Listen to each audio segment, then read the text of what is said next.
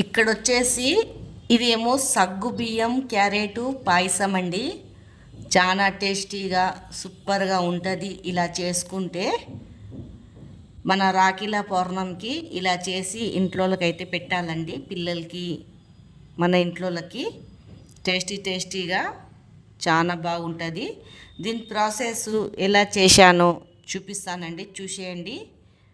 ఇక్కడ గిన్నె పెట్టుకొని అయితే ఒక పాల ప్యాకెట్ అయితే పోసుకుంటున్నానండి. గిన్నెలో పాలని అయితే కాగపెట్టుకోవాలా. మనం అప్పటి వరకు అయితే సగ్గు బియ్యం అయితే నానేసుకోవాలండి. తర్వాత ఒక క్యారెట్ తురుముకోవాలండి. నేనైతే ఒక క్యారెట్ తీసుకున్నాను, ఎక్కువైతే వేసుకుంటలేను. మీ ఇష్టం, వేసుకుంటే రెండైనా వేసుకోవచ్చు. దీన్నైతే సన్నగా తురుముకుంటున్నానండి. చూడండి, ఇలా తురుముకోవాలా. ఈ సగ్గుబియ్యం పాయసం అయితే టేస్టీగా చాలా బాగా అవుతుంది. ఫస్ట్ సగ్గుబియ్యం అయితే నానేసుకున్నాక ఉడకపెట్టేసి వేసుకోవచ్చండి. నేనైతే అలా అయితే ఏం చేస్తలేను. చూడండి, ఇలా అయితే తురుముకున్నాను. ఒక్కటే సరిపోతుందండి ఇలా వేసుకుంటే. మీకు ఎక్కువ కావాలనుకుంటే రెండు వేసుకోవచ్చు. ఇంత అయితే తురుముకున్నానండి.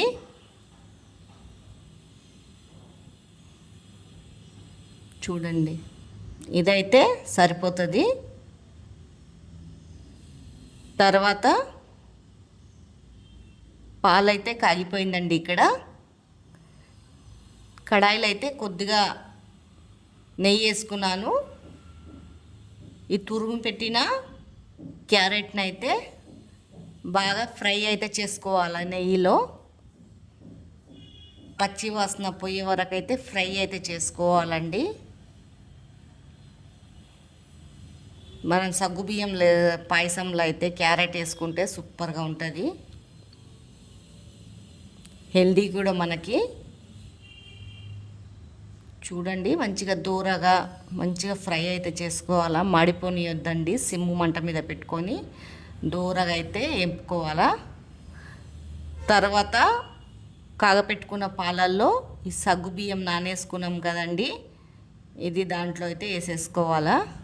ఇది పక్కకైతే ఉడకపెడతలేను, నేను డైరెక్ట్ వేసేస్తున్నాను దాంట్లోనే, పాలల్లో ఉడకపెడితే టేస్ట్ అనేది చాలా బాగా వస్తుంది. చూడండి, ఇలా పక్కకు దీంట్లోనే వేసేసుకోవాలా. చూడండి, దీన్ని బాగా కలుపుకోవాలండి. కింద మనకి సగ్గుబియ్యం మాడిపోకుండా కలుపుతూనే ఉండాలి జర సేపటికి.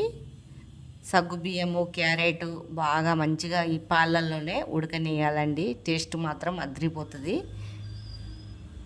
చూడండి, ఇలా ఉడకనియాల. కొంచెం సిమ్ము మంట మీద పెడుతుంటే ఉడుకుతూనే ఉంటుంది. అది దగ్గరికి వచ్చేసినా పర్వాలేదండి, ఎందుకంటే పైనుంచి పాలు పోసుకోవచ్చు, చల్లార్చింది. ఇక్కడ వచ్చేసి అయితే నేనైతే గిలాసెడు చక్కెర వేసుకున్నాను తీపికి. మీరు ఎంత తింటారో చూసుకొని చక్కెర అయితే వేసుకోవాలా. మీరు చక్కెర తినకుండా బెల్లం పాకం పట్టి అయితే వేసుకోవచ్చండి. బెల్లంతో చేసుకోవాలంటే బెల్లంతో చేసుకోవచ్చు, చక్కెరతో చేసుకోవాలంటే చక్కెరతో అయినా చేసుకోవచ్చు. చూడండి, ఈ చక్కెర వేసాం కదా, నీళ్ళు దాంట్లోనే ఇంకో కొద్దిగా ఊరుతాయి. బాగా మంచిగా ఉడకనిచ్చుకోవాలా. తర్వాత ఇలాచీలు అయితే దంచి అయితే వేసుకోవాలండి. నేను ఈ పొట్టుతోటే దంచి వేసుకుంటున్నాను. స్మెల్ ఇట్లా చాలా బాగొస్తుంది. పొట్టుతోటి దంచి వేసుకుంటే చాలా బాగుంటుందండి. చూడండి, సగ్గుబియ్యం పాయసం టేస్టీగా రెడీ అయిపోయింది. ఇది చల్లార్చిపోయినాక పైనుంచి అయినా మనం పాలు పోసుకోవచ్చు. మళ్ళీ ఒక మంచి వీడియోతో మీ ముందైతే ఉంటానండి.